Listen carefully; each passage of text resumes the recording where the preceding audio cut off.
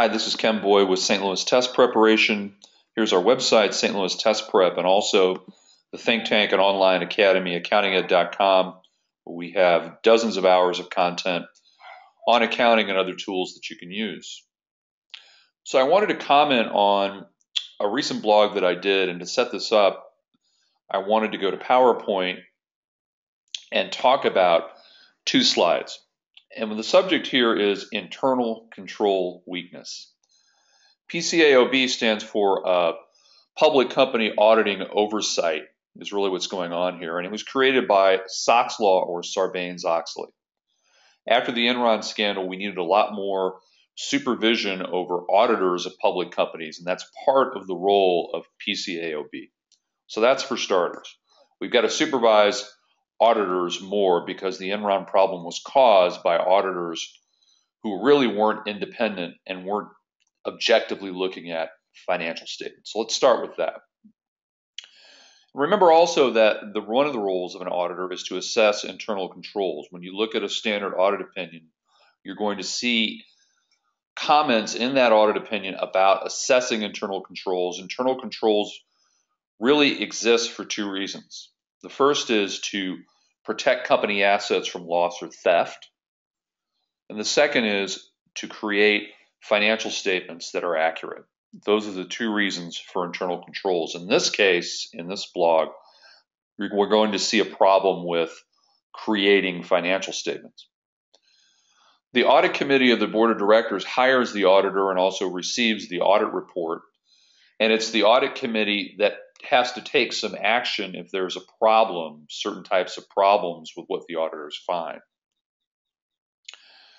So a little more on what's sometimes called ICFS, internal controls over financial statements. It's important to remember that the controls are implemented by management and that those internal controls are assessed by the auditors. Now, if the auditors find something wrong, if they find a weakness, they have a responsibility to inform management, and management then takes steps to correct. And what we'll see in this blog is that there's a disagreement between the assessment of internal controls by the auditors and the assessment by management, which is unusual, which is why I wanted to write a blog on it, because that disagreement is actually stated in the data in the 10K and the annual report. So we're talking about Hertz, the rental car company. And when you go to the blog, you'll see that there's a prior post where I wrote about internal controls and financial statement problems. You can click through and find that here. And another issue that comes up is reporting. Remember that the SEC requires public companies, companies that issue stocks and bonds to the public, to file certain reports. Annually, you file a 10K. Quarterly, you file a 10Q. And if anything else happens during that interim between those quarters, you file a form called an 8K. So this is June 2015. Here's some information that was in the 8K. The audit committee of the board of directors, again, hires that external auditor and actually gets the audit report. That's who it's addressed to. They found that the 2011 financials needed to be restated and that 2012 and 13 needed to be revised.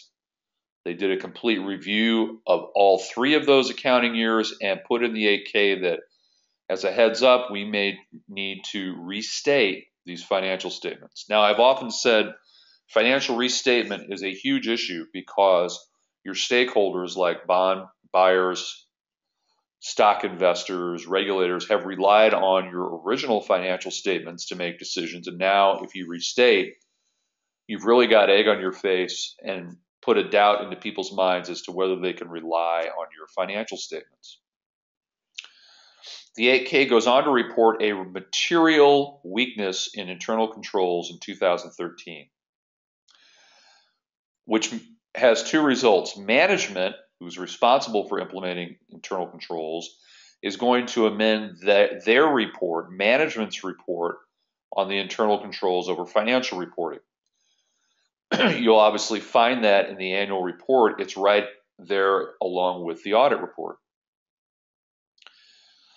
It also says Hertz expects to receive an adverse opinion on the internal controls for financial reporting for 2013, which means that the financial statements are not materially correct. An audit opinion says essentially the financial statements are materially correct. An adverse audit opinion says the financial statements are not materially correct. So if you go to page 96 of the annual report that's out there now for 2013, you'll see the audit opinion. Again, the annual report and the audit opinion in that annual report are dated of March. That should be 2015 here, before the audit committee report. Now, here is something that's really, really surprising. On page 189 of the 2013 annual report, management explains that they disagree with the auditor regarding internal controls. Management says our internal controls are effective. The auditors say they are not effective. I wanted to point that out. And then to wrap up here, I wanted to make the point that the source of these material errors has to do with estimates, and estimates require judgment, and that's where disagreements can happen. And we see that the judgments in this case have to do with capitalization and timing and depreciation, which can change, and allowance for doubtful accounts, allowance for uncollectible accounts, which can change. These are based on estimates. Estimates involve disagreements, and disagreements can occur between management and the external auditors. So that's as far as I wanted to get today. Remember the website, stltest.net, where you'll see links to all the books and also links to videos. And finally, the online academy, accountinged.com. We're adding content all the time here. You can try it for free for 3 days. Thanks very much for listening, and we'll see you next time.